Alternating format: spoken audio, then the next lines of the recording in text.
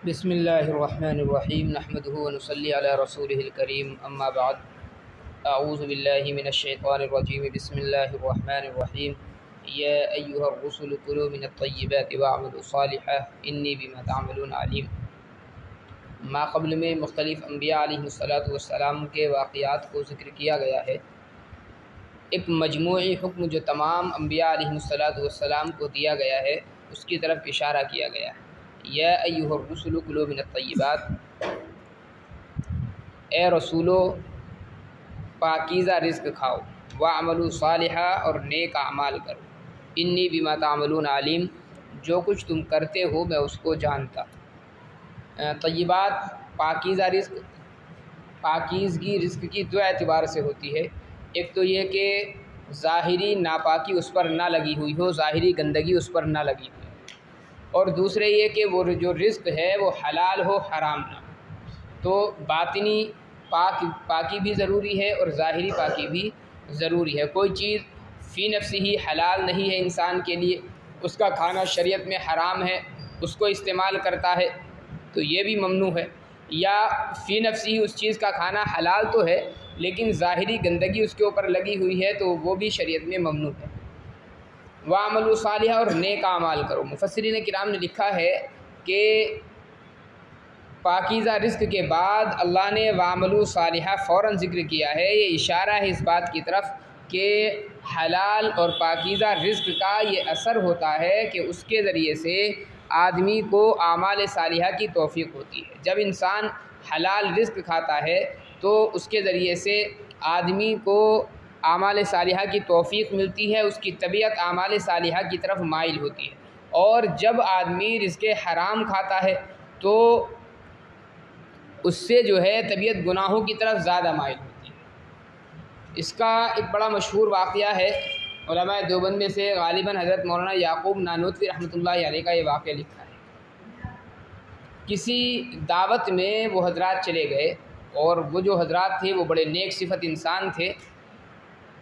हलाल रिज़्क़ जो है बड़ी तवज्जो के साथ और इन्हिमाक के साथ वो लोग हासिल किया करते थे, हराम रिज़्क़ से अपने आप को बहुत ज़्यादा बचाया करते थे। बहरहाल वो किसी दावत में गए और इत्तिफ़ाक़ ऐसा हुआ कि वहाँ पर जो है जो चीज़ उनको खिलाई गई वो हलाल पैसे के ज़रिए हासिल नहीं हुई थी, हराम के ज़रिए वो चीज़ हासिल की गई थी।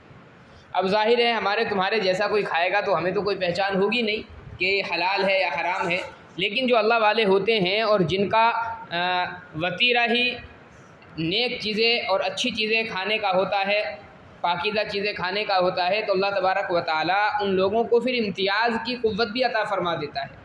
हज़रत मौलाना याकूब साहब ने वो चीज़ खाई, ख़ुद फरमाते हैं कि मुझे फ़ौरन दिल के अंदर एक ज़ुल्मत सी महसूस हुई, एक अंधेरा सा महसूस हुआ। और फरमाते हैं कि फिर 40 दिन तक मेरा ये आलम रहा कि बार बार गुनाहों की तरफ तबीयत राग़िब होती थी, और मैं समझ गया कि ये उस खाने का असर था जो हराम लुक़्मा मेरे पेट के अंदर चला गया था। तो आमाल सालिहा जो है वो हलाल और पाकीज़ा रिज़्क़ खाने के बाद में ज़्यादा तौफ़ीक़ उसकी होती है।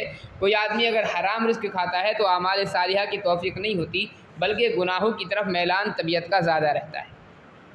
इन्नी बिमा तामलून आलिम, जो कुछ तुम करते हो मैं खूब जानने वाला हूँ। व इन्न हाज़िही उम्मतुकुम उम्मतन वाहिदा, और ये हुक्म हमने तमाम रसूलों को दिया कि तुम्हारा जो ये तरीक़ा है वो एक ही तरीक़ा है। व अना रब्बुकुम, और मैं तुम्हारा रब हूँ, फत्तकून, तुम मुझी से डरते रहो। यानी अम्बिया अलैहिस्सलातु वस्सलाम को जो तरीक़ा जो रास्ता दिखलाया गया वो ज़ाहिर है। तमाम अम्बिया अलैहिस्सलातु वस्सलाम अक़ाइद के एतबार से मुत्तफ़िक़ थे। अल्लाह की रुबूबियत, अम्बिया की नबुव्वत और रिसालत के ताल्लुक़ से तमाम अम्बिया अलैहिस्सलातु वस्सलाम के अक़ाइद बिल्कुल एक से रहे, उनमें कोई फ़र्क नहीं है। तो अक़ाइद के एतबार से तमाम अम्बिया अलैहिस्सलातु वस्सलाम का रास्ता एक रहा। हाँ, अलबत्ता मसाइल के एतबार से, अहकाम के एतबार से कुछ ना कुछ शरीयतों के अंदर फ़र्क रखा गया, और ये जो फ़र्क है ये हालात के एतबार से, ज़माने के एतबार से, या अक़वाम की सख्ती और नरमी के एतबार से, इलाक़े के एतबार से कुछ ना कुछ फ़र्क का होना ये लाज़मी है। अब ज़ाहिर है अगर तमाम उम्मतों के लिए एक से अहकाम नाज़िल कर दिए जाते तो ये बड़ी परेशानी का मसला बन जाता। हमारे लिए जो अहकामात हैं वो उम्मत मुहम्मदिया के लिए अलग किस्म के अहकामात हैं, बनी इसराइल के लिए कुछ अलग किस्म के अहकामात थे, हज़रत ईसा अलैहिस्सलाम की कौम को उनके मुनासिब हाल कुछ अहकाम दिए गए थे। तो फ़ुरूआत के अंदर तो इख्तिलाफ़ रहा, लेकिन अक़ाइद के अंदर और उसूल के अंदर किसी भी नबी की शरीयत में कोई इख्तिलाफ़ नहीं पाया गया है।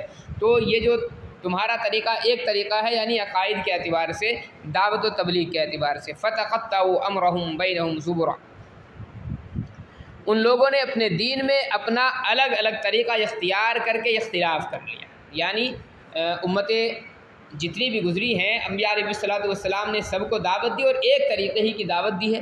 अम्बिया अलैहिस्सलाम की ज़िंदगी ही में या उनके गुज़र जाने के बाद लोग मुख्तलिफ़ गिरोहों में तकसीम हो गए और शरीयतों के अंदर अलग अलग तरीक़े उन्होंने पैदा कर लिए। कुल्लु हिज़्बिम बिमा लदैहिम फ़रिहून, और हर गिरोह अपने पास मौजूदा तरीक़े से खुश है। हर आदमी ये समझता है कि मेरे पास जो तरीक़ा है वही शरीयत का असल तरीक़ा है, दूसरे के पास जो तरीक़ा है वो असल नहीं है। गोया कि अपने आप को हक़ पर समझता है और दूसरे को नाहक़ तसव्वुर करता है। हर फ़िरक़े का और हर गिरोह का यही मसला है। फ़ज़रहुम फ़ी ग़मरतिहिम हत्ता ही,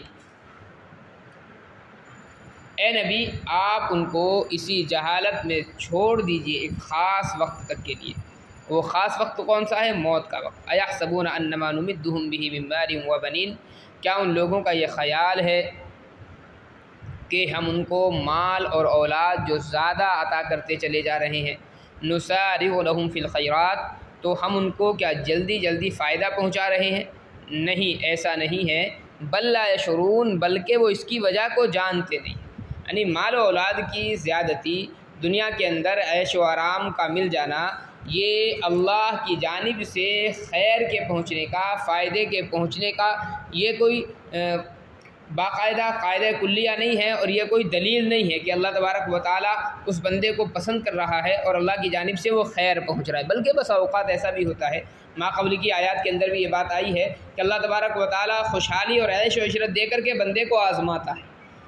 वल्लज़ीना इन्नल्लज़ीना हुम मिन खश्यति रब्बिहिम मुशफ़िक़ून, इसमें कोई शक नहीं कि जो लोग अपने रब की हैयत से डरते रहते हैं। वल्लज़ीना हुम बिआयाति रब्बिहिम युमिनून, और जो लोग अपने रब की आयतों पर ईमान रखते हैं।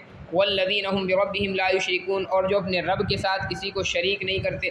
वल्लज़ीना युअतूना मा आतौ, और वो लोग जो अल्लाह की राह में देते हैं जो कुछ भी देते हैं। यहाँ पर देने से मुराद सदका भी है, ज़कात भी है, और इसके अलावा दीगर आमाल सालिहा भी, यानी आज़ा और जवारे से जो कुछ भी वो अच्छे काम करते हैं। व क़ुलूबुहुम वजिलतुन अन्नहुम इला रब्बिहिम राजिऊन, और बावजूद देने के उनके दिल फिर खौफज़दा रहते हैं। अन्नहुम इला रब्बिहिम राजिऊन, के वो अपने रब के पास जाने वाले हैं। हज़रत आयशा रज़ियल्लाहु ताला अन्हा फरमाती हैं कि मैंने इस आयत के ताल्लुक़ से आका अलैहिस्सलातु वस्सलाम से मालूम किया, अल्लाह के रसूल ये जो फरमाया गया है क़ुलूबुहुम वजिलतुन अन्नहुम इला रब्बिहिम राजिऊन, के उनके दिल डरते रहते हैं इस बात से कि उनको अपने रब की तरफ जाना है। मैंने देखा अल्लाह के रसूल क्या ये गुनहगारों के मुतालिक नहीं है आयत? यानी गुनहगार जो है ईमान वालों में से गुनाह करते हैं और गुनाह करने के बाद में अल्लाह से डरते रहते हैं। अल्लाह के रसूल ने फरमाया अल्लाह की बंदी ये आयत गुनहगारों के मुतालिक नहीं है, बल्कि ये नेक लोगों के मुतालिक है। और मतलब ये है कि नेक लोगों की पहचान एक ये भी होती है कि नेकी के काम भी करते हैं और उसके बावजूद अल्लाह से डरते रहते हैं कि मालूम नहीं हमारे ये नेकी के काम अल्लाह की बारगाह में कबूल भी होंगे या नहीं। तो दोनों चीज़ें, नेक आमाल भी करते हैं और नेक आमाल के साथ अल्लाह से डरते भी। उलाइका युसारिऊना फिल खैरात, यही वो लोग हैं जो अपने फ़ायदे को जल्दी हासिल कर रहे हैं। वहुम लहा साबिकून, और वो उसकी तरफ दौड़ रहे हैं। वला नुकल्लिफु नफ्सन इल्ला वुसअहा, और हमने किसी को उसकी वुसअत से ज़्यादा काम करने का मुकल्लफ़ नहीं बनाया। वलदैना किताबुन यंतिक़ु बिल हक़, और हमारे पास में एक दफ्तर है यानी आमाल नामा है, यंतिक़ु बिल हक़, जो ठीक ठीक सबका हाल बताएगा। वहुम ला युज़लमून, और उन लोगों पर क़तन जुल्म नहीं किया जाएगा। यानी आमाल नामे के अंदर सारे आमाल दर्ज होंगे और अल्लाह तबारक व तआला के यहाँ फिर वो सारे खुल जाएंगे। बल क़ुलूबुहुम फ़ी ग़मरतिन मिन हादा, फिर ये काफिरों का हाल बताया गया है, बल्कि उनके लोग इस जानिब से गफलत में पड़े हुए हैं, यानी दीन की जानिब से। वलहुम अअमालुम मिन दूनि ज़ालिक, और उनके इसके अलावा और भी बहुत से बुरे काम हैं। हुम लहा आमिलून, जिनको वो लोग कर रहे हैं। हत्ता इज़ा अख़ज़ना मुतरफ़ीहिम बिलअज़ाबि इज़ा हुम यजअरून, यहाँ तक कि जब हम उनके खुशहाल लोगों को, ऐश व इशरत में पड़े हुए लोगों को अज़ाब में गिरफ़्तार करेंगे, अज़ाब में पकड़ेंगे। इज़ा हुम यजअरून, तो अचानक वो चिल्ला उठेंगे। ये अल्लाह का उसूली मामला है कि जब अजाब की इब्तिदा होती है तो हमेशा खुशहाल लोगों से होती है और सरदार किस्म के लोगों से होती है। उसकी वजह यह है कि चाहे नेकी का मामला हो या बदी का मामला हो, दोनों किस्म में जो अवामुन्नास होती है वो हमेशा अपने बड़ों के नक्शे कदम पर चलती है। अगर किसी भी बस्ती के सरकर्दा अफराद और मुअज़्ज़ज़ अफराद जो बड़े माने जाते हैं वो अगर दीन की तरफ राग़िब होंगे तो यकीनी बात है कि उस बस्ती की आवाम भी ख़ुद ब खुद दीन की तरफ राग़िब हो जाती है। और अगर बस्ती के खुशहाल और ऐशो इशरत में पढ़ने वाले लोग गुनाहों की तरफ राग़िब होते हैं, बड़े कहे जाने वाले लोग गुनाहों की तरफ राग़िब होते हैं, तो आवाम का रुझान भी गुनाहों की तरफ होता है। तो कहीं ना कहीं बड़े लोगों का हाथ होता है लोगों के सुधारने में या लोगों के बिगाड़ने में। इसलिए जब अल्लाह का अज़ाब आता है तो सबसे पहले खुशहाल लोगों की तरफ ही वो अज़ाब मुतवज्जे होता है। ला तजरुल यौम, उस वक्त उनसे कहा जाएगा कि आप आज चिल्लाओ मत, इन्नकुम मिन्ना ला तुनसरून, हमारी जानिब से तुम्हारी कोई मदद नहीं की जाएगी। और उसकी वजह क्या है मदद ना करने की? क़द कानत आयाती तुतला अलैकुम, मेरी आयतें इससे पहले तुम्हारे सामने तिलावत की जाती थी, यानी रसूल की ज़बानी जो है तुम्हें सुनाई जाती थी। फ़कुंतुम अला आक़ाबिकुम तनक़िसून, तो तुम लोग उल्टे पाँव भागा करते थे। मुस्तकबिरीन, तकब्बुर करते हुए। सामिरन, और क़ुरआन का मशगला बनाते हुए। तहजुरून, बेहुदा बकते हुए। तीन चीज़ें थी। एक तो तकब्बुर करते थे, नबी अलैहिस्सलातु वस्सलाम को, आपके मानने वालों को छोटा समझते थे। आका अलैहिस्सलातु वस्सलाम की इत्तिबा करना अपनी शान के ख़िलाफ़ वो समझा करते थे। दूसरी चीज़ ये कि उनका जो महबूब मशगला था किस्से और कहानियों के अंदर मशगूल हो जाना। कुरान करीम को भी वो इसी तरीके से किस्सा और कहानी समझा करते थे, और जिस तरीके से लहव व लइब की चीज़ें होती हैं किस्से और कहानियाँ, ऐसे ही वो कुरान करीम को समझा करते थे। तो ये भी चीज़ मायूब है। तहजुरून, वो बेहुदा बकते थे, गालियाँ बका करते थे नबी अलैहिस्सलातु वस्सलाम को भी, कुरान करीम के ताल्लुक़ से भी। तो तीनों चीज़ों की यहाँ पर मुमानात है। एक तो इस्तिकबार की, तकब्बुर करने की मुमानात ज़िक्र की गई। किसी भी एतबार से बड़ाई का इजहार करना ये किसी भी सूरत में आदमी के लिए जायज़ नहीं होता है।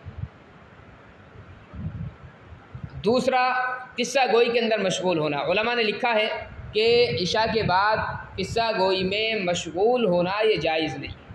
बिला वजह आदमी इधर उधर जो बातें करते फिरता है और रात का काफ़ी हिस्सा गुजार देता है, किसी शख्स के लिए जायज़ नहीं है। हज़रत उमर रज़ियल्लाहु ताला अन्हु का इस सिलसिले में बड़ा सख्त मामूल रहता था। हज़रत उमर रज़ियल्लाहु ताला अन्हु बाज़ाब्ता गश्त लगाते थे इशा के बाद में, और अगर किसी को बेहुदा बात करते हुए सुन लिया करते थे तो तंबीह किया करते थे। कई वाक़यात ऐसे भी हैं कि हज़रत उमर रज़ियल्लाहु ताला ने बाज़ाब्ता पिटाई की है बिला वजह इशा के बाद में गुफ्तगू करने पर। अहादीस के अंदर दो चीज़ों की बाज़ाब्ता ताकीद गई है। एक तो इशा के बाद सोने की मुमानात है, इशा से पहले सोने की मुमानात है कि इशा से पहले सोना नहीं चाहिए। उसकी वजह यह है कि चूँकि थकान का ये वक्त होता है, आदमी शाम तक काम करके वापस आता है, इशा से पहले बिस्तर पर लेट करके अगर सो जाएगा तो इशा की नमाज के लिए उठना बड़ा मुश्किल होगा उसके लिए। इसलिए मुमानात कर दी गई कि इशा से पहले सोना नहीं। और इशा के बाद बिला वजह जागने की मुमानात है कि जागने की इजाज़त नहीं बिला वजह। हाँ, कोई आदमी दीन के कामों में मशगूल है तो उसको बहरहाल इजाज़त दी गई है। अफ़लम यद्दब्बरुल क़ौल, क्या वो लोग कलाम इलाही में गौर व फिक्र नहीं करते? अम जाअहुम मा लम याति आबाउहुमुल अव्वलीन, या उनके पास कोई ऐसी चीज़ आ गई जो उनसे पहले लोगों के पास नहीं आई थी? अम लम यारिफू रसूलहुम, या ये लोग अपने रसूलों को पहचानते नहीं हैं? फ़हुम लहू मुनकिरून, के इस वजह से वो उनके मुनकिर हो रहे हैं। यानी इनकार की जो वजूहात हो सकती थी नबी अलैहिस्सलातु वस्सलाम की या कुरान करीम की, जो चंद वजूहात थी उन वजूहात का यहाँ पर इनकार किया गया, रद्द किया गया। पहली वजह है कि कोई ऐसी चीज़ हो कि जिसके अंदर गौर व फिक्र न किया जा सकता हो, वो समझ में ना आ सकती हो। कुरान करीम ऐसा भी नहीं कि जो समझा ना जा सकता हो। ज़ाहिर है अहले अरब इसके ख़ास तौर पर मुखातब हैं, और अहले अरब जो हैं अरबी ज़बान से अच्छी तरीके से वाकिफ़ थे, कुरान को बहुत अच्छा समझते थे। इसलिए ऐसा भी नहीं कह सकते वो कि जी हम समझते नहीं इसको तो हम अमल कैसे करें। दूसरी चीज़ ये कि कोई नई बात नबी अगर पेश कर रहा हो और तुमने कभी उससे पहले वो बातें ना सुनी हो और उसके शवाहिद तुम्हारे सामने मौजूद ना हो, तब भी एक वजह हो सकती है कि नई चीज़ हम कैसे कबूल करें। इससे पहले तौरात है, इंजील है, ज़बूर है, मुख्तलिफ़ किताबें नाजिल हो चुकी हैं, तो इसमें एक ऐसी भी कोई नई बात नहीं है। तीसरी चीज़ अमलम यारिफू रसूलहुम, कोई अजनबी आदमी कहीं से आया हो और आकर के कोई दावत दे रहा हो तो एक वजह होती है इनकार की कि भाई हम तुमके जानते ही नहीं, किस तरह के तुम आदमी हो। नबी अलैहिस्सलाम का मामला ऐसा भी नहीं, बचपन से लेकर के जवानी का पूरा ज़माना आका अलैहिस्सलाम ने बाज़ाब्ता इन्हीं लोगों के दरमियान में गुजारा है। तो ऐसा भी नहीं कि नबी को नहीं जानते, नबी के अखलाक को, नबी के औसाफ को, नबी के किरदार को अच्छी तरीके से लोग जानते हैं। फ़हुम लहू मुनकिरून, के उनसे मुनकिर हुए। अम यक़ूलून नबी जन्ना, या ये आपकी तरफ जुनून की निस्बत के कायल हैं, यानी ये लोग ये कहते हैं कि नबी अलैहिस्सलाम को जुनून लाहिक हो गया। बल जाअहुम बिल हक़, बल्कि इनके पास एक हक़ बात आई है, हक़ रसूल आए हैं। व अक्सरुहुम लिल हक़ कारिहून, और इनमें से अक्सर लोग हक़ बात को नापसंद करते हैं। एक मुकालमा लिखा है अबू जहल का और वलीद बिन मुगीरा का। वलीद बिन मुगीरा का जो रुझान था कुछ कुछ नबी अलैहिस्सलाम की तरफ रहा करता था, यानी उसका नज़रिया ये था कि तुम नबी को सरेआम अपनी मजलिसों में बुरा ना कहा करो, खामोशी इख्तियार करो। अबू जहल बड़ा परेशान था इस चीज़ से। तो एक मरतबा अबू जहल आया और इसने वलीद बिन मुगीरा को उभारने के लिए और गुस्सा दिलाने के लिए कहा कि वलीद, तुम्हारा बुढ़ापे का आलम है और कुरैश जो है तुम्हारे लिए चंदा इकट्ठा करते हैं ताकि तुम्हारा बुढ़ापा सही से गुजर जाए, और तुम नबी की मजलिस में जाते हो ताकि वहाँ से चंद टुकड़े मांग करके लाओ और अपना गुजारा करो। तो गोया कि एक तोहमत इसने लगाई वलीद बिन मुगीरा पर। वलीद बिन मुगीरा को बड़ा गुस्सा आ गया और उसने चंद जुमले भी अबू जहल को कहे, और बहरहाल ये एक झूठी बात थी। अबू जहल भी जानता था कि झूठी बात है, ना कोई चंदा होता है, ना वलीद बिन मुगीरा नबी सल्लल्लाहु अलैहि वसल्लम की मजलिस में कहीं जाता है। फिर वलीद बिन मुगीरा की जब बात आगे बढ़ी तो उसने कहा कि अच्छा अबू जहल, एक बात बताओ, तुम नबी सल्लल्लाहु अलैहि वसल्लम की तरफ मुख्तलिफ़ चीज़ों को मंसूब करते, तुम कभी कहते हो कि आका सल्लल्लाहु अलैहि वसल्लम शायर हैं, क्या ये बताओ कभी तुमने आज तक शेर कहते हुए सुना है? अबू जहल ने कहा कि शेर कहते हुए तो नहीं सुना। वलीद बिन मुगीरा ने कहा तुम ये कहते हो कि नबी सल्लल्लाहु अलैहि वसल्लम ने अल्लाह पर झूठ बांध दिया है और ये अपनी तरफ से कलाम बना करके पेश कर देते हैं। कहा अबू जहल, उसने बचपन से लेकर के जवानी तक का ज़माना तुम्हारे सामने गुजारा है, क्या कभी कोई एक वाक़या ऐसा पेश आया है कि उस बंदे ने कभी 40 साल की उम्र में कोई एक झूठ हमारे सामने बोला? अबू जहल ने कहा कि नहीं, ऐसा भी नहीं हुआ कि आज तक उसने कोई झूठ नहीं बोला। वलीद बिन मुगीरा ने कहा कि तुम नबी की ज़िंदगी को जानते हो, क्या एक पागल और मजनू आदमी ऐसी बातें कर सकता है जैसे नबी सल्लल्लाहु अलैहि वसल्लम कर सकते हैं? अबू जहल कहने लगा कि ऐसा भी नहीं है। खैर कुछ और सवालात वलीद बिन मुगीरा ने कहा। अबू जहल ने परेशान होकर के कहा, वलीद, मामला ये नहीं है जो हम कहते हैं, मामला ये है कि इसकी दावत को रोका कैसे जाए। हम इन चीज़ों को मंसूब नहीं करते, तुम कोई ऐसी बात बताओ कि हम लोगों के दरमियान में उस बात को फैलाएं और जिसकी वजह से वो नबी सल्लल्लाहु अलैहि वसल्लम से दूर हो जाए। वलीद बिन मुगीरा ने बड़ा गौर और फिक्र किया। उसके बाद में कहने लगा कि देखो, नबी की मोहम्मद सल्लल्लाहु अलैहि वसल्लम की बात में ख़ास तौर पर जो चीज़ मुझे नज़र आती है वो ये है कि जैसे जादूगरों के कलाम के अंदर एक तासीर होती है कि जादूगर लोगों के दिलों को अपनी तरफ मुतवज्जे कर लेते हैं। नबी अलैहिस्सलाम के कलाम में ये तासीर है कि जो आका सल्लल्लाहु अलैहि वसल्लम का कलाम सुनता है वो उनकी तरफ मुतवज्जे हो जाता है और अपना घर बार, भाई बहन, अपना ख़ानदान सब कुछ वो कुर्बान कर देता है। तो कुछ ना कुछ जादू जैसी ये नहीं कहा कि जादूगर है, कहा कि नबी के कलाम में कुछ ना कुछ जादू जैसी तासीर पाई जाती है। इसलिए मेरे ख़्याल में सबसे मुनासिब यह है कि तुम मोहम्मद को जादूगर कहो। तो फिर अबू जहल ने और उसके जो कारिंदे थे सब के सब, उन्होंने फिर नबी अलैहिस्सलाम को जादूगर कहना शुरू किया। तो बहरहाल इनकार की जो वजूहात हो सकती थी नबी अलैहिस्सलाम के अंदर, वो कोई वजह नहीं थी कि वो लोग इनकार करते। वला इत्तबअल हक़ व अहवाअहुम, और अगर हक़ जो है इनकी ख्वाहिशात के ताबे हो जाता, हक़ से मुराद है दीन, दीन इनकी ख्वाहिशात के ताबे हो जाता, लफ़सदतिस समावातु वल अर्दु वमन फ़ीहिन, तो आसमान और ज़मीन और जो इनमें आबाद हैं वो सब के सब तबाह बर्बाद हो जाते हैं। बल अतैनाहुम बिज़िक्रिहिम फ़हुम अन ज़िक्रिहिम मुरिज़ून, बल्कि हमने उनके पास नसीहत की चीज़ भेजी तो वो अपनी नसीहत की चीज़ से रोगर्दानी कर रहे हैं। अम तसअलुहुम खरजन फ़खराजु रब्बिका खैर व हुवा खैरुर राज़िक़ीन। इनकार की एक वजह ये हो सकती है कि आदमी चलिए कुछ पैसे वैसे मांग रहा हो, भाई अब तुम्हारी बात हम तस्लीम करेंगे तो पैसे वैसे कुछ देने पड़ेंगे, उसका भी इनकार कर दिया गया। अम तसअलुहुम खर्जा, क्या आप उनसे कुछ आमदनी हासिल करना चाहते हैं? फ़खराजु रब्बिका खैर, आपके रब की जो आमदनी है वो सबसे बेहतर है। वह खैरुर राज़िक़ीन, अल्लाह बेहतरीन रिज़्क़ अता फरमाने वाला है। यानी ऐसा भी नहीं कि आप अपनी दावत व तबलीग पर उनसे कुछ रुपया पैसा या किसी तरह की कोई मदद मांगते हैं।